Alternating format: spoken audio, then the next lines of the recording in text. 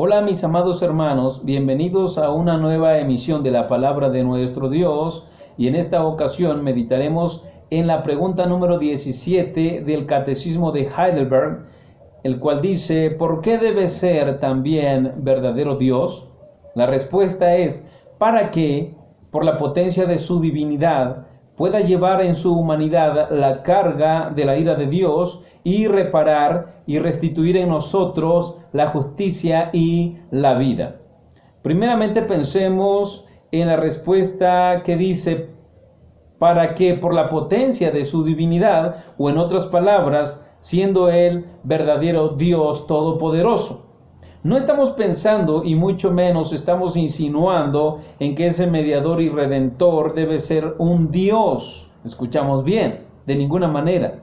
Lo correcto es pensar y concebir en que ese mediador y redentor es verdadero Dios, no un Dios. ¿Notamos la diferencia?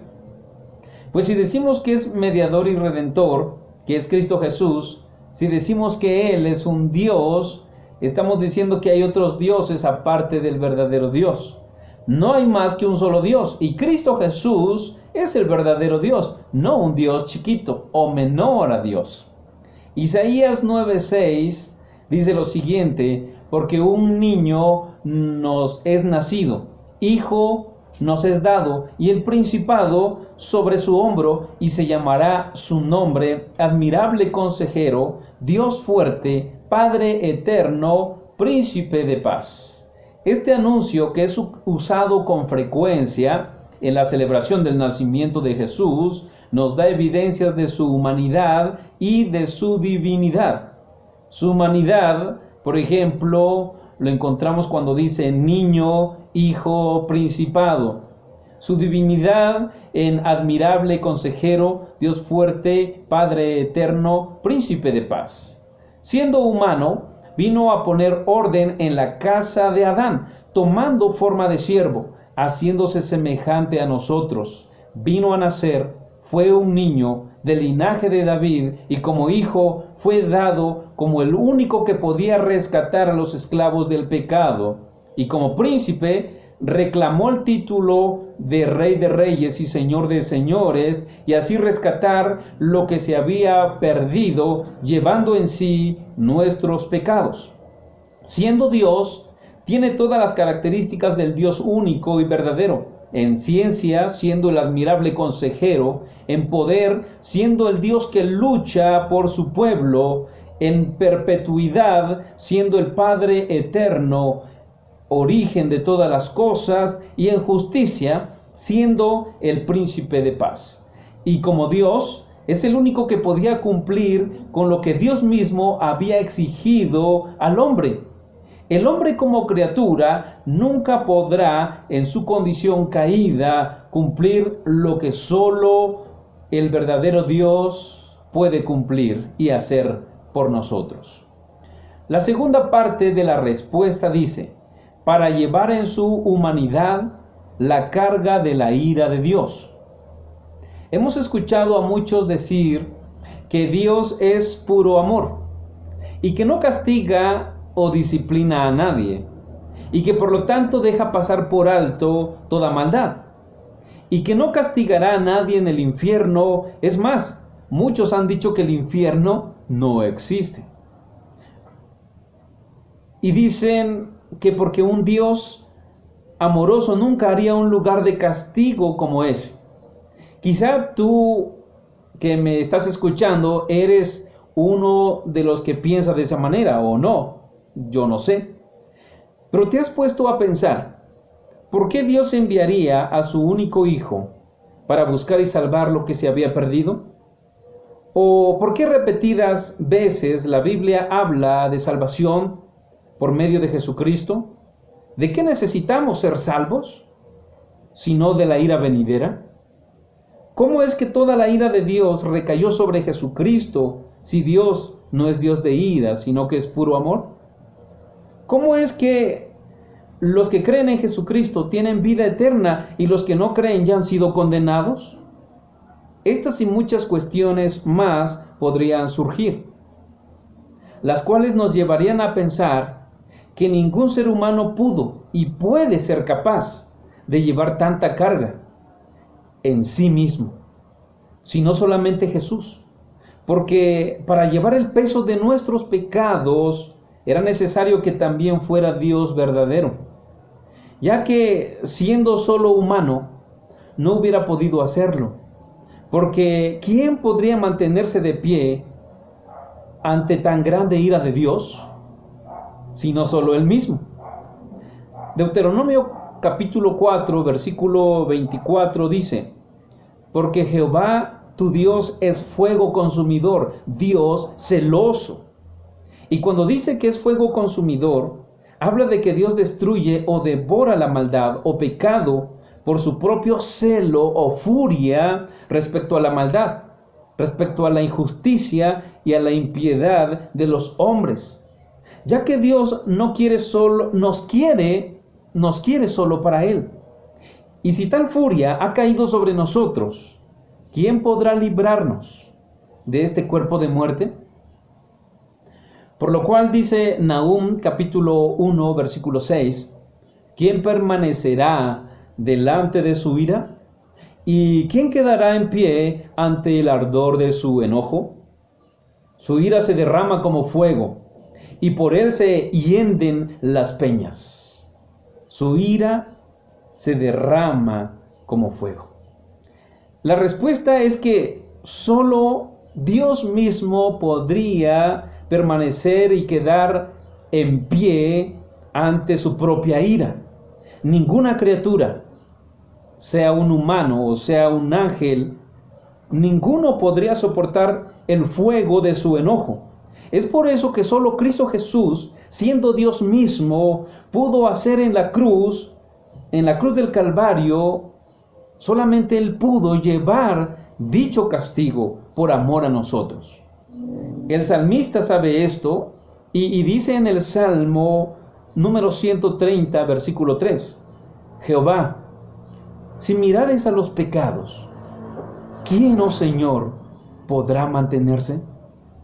El término mirares se refiere a que Dios tiene una cerca alrededor nuestro y que nada puede estar oculto delante de Él, ya que es un centinela que continuamente vigila sobre el pecado y por lo tanto nadie puede mantenerse, es decir, sobrevivir o mantenerse de pie ante su presencia. Tal es la ira de Dios que nadie puede quedar libre de culpa.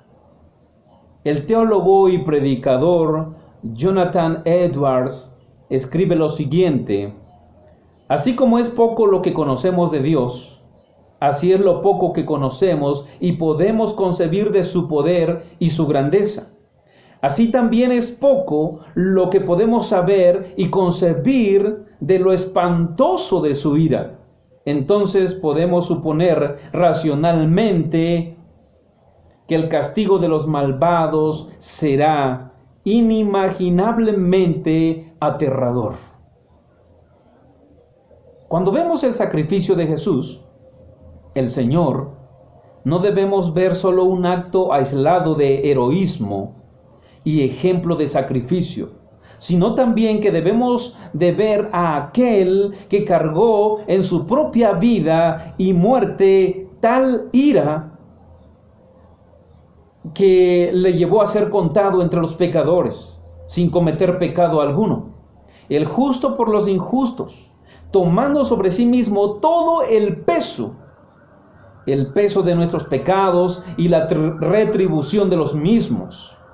¿Seríamos capaces de soportar tanta carga, tanto peso, si con la carga de pecados y culpas que llevamos por nuestras faltas cada día hemos desfallecido muchas veces? No seríamos capaces de llevar el pecado de un pueblo numeroso como lo hizo Jesucristo. Solo Dios Hijo pudo hacerlo en su humanidad voluntaria y perfecta, solamente Él. Y la tercera afirmación que da esta respuesta del catecismo es: y reparar y restituir en nosotros la justicia y la vida. Y al llegar a este punto no nos queda otra cosa más que dar gracias al Señor, porque como dice Isaías capítulo 53 versículo 5, mas Él herido fue por nuestras rebeliones, molido por nuestros pecados. El castigo de nuestra paz fue sobre Él, y por su llaga fuimos nosotros curados. Pareciera ser una utopía o algo difícil de realizar o llegar a tener un mundo de perfecta justicia donde haya vida en lugar de muerte. Esto es imposible para el hombre cuya naturaleza está inclinada a la maldad, cuya voluntad está ligada a la misma muerte, lleno de injusticia e impiedad. Por lo que es imposible para el hombre mismo reparar y restituir la justicia y la vida en la humanidad. Pues el hombre malo, dice la palabra, del mal tesoro de su corazón toma para dar. Solo Cristo Jesús fue herido por habernos apartado y volvernos a Dios. Solo Él fue molido o humillado por la vergüenza de nuestros delitos. Solo Él fue castigado o azotado para que tuviéramos paz para con Dios. Solo Él, no solo azotado, sino que solo Él fue quien sufrió el dolor de una herida abierta, como cuando alguien se pone encima de otro para proteger a esa persona y recibir las heridas en lugar de la otra persona. Por lo que, como sigue diciendo Isaías, capítulo 53, versículo 11, verá el fruto de la aflicción de su alma y quedará satisfecho. Por su conocimiento justificará mi siervo a muchos y llevará las iniquidades de ellos. Siendo que Dios es justo y castiga la injusticia e impiedad de los hombres, lo hizo en su Hijo unigénito, al darlo en lugar nuestro y así mostrarnos amor en lugar de ira. Porque de tal manera amó Dios al mundo, que ha dado a su Hijo unigénito, para que todo aquel que en él cree no se pierda, mas tenga vida eterna, dice San Juan, capítulo 3, versículo 16. Pues al que no conoció pecado, por nosotros lo hizo pecado, para que nosotros fuésemos hechos justicia de Dios en él, dice Pablo en 2 de Corintios, capítulo 5, versículo 21. Ningún otro menor que Dios pudo haber hecho esto.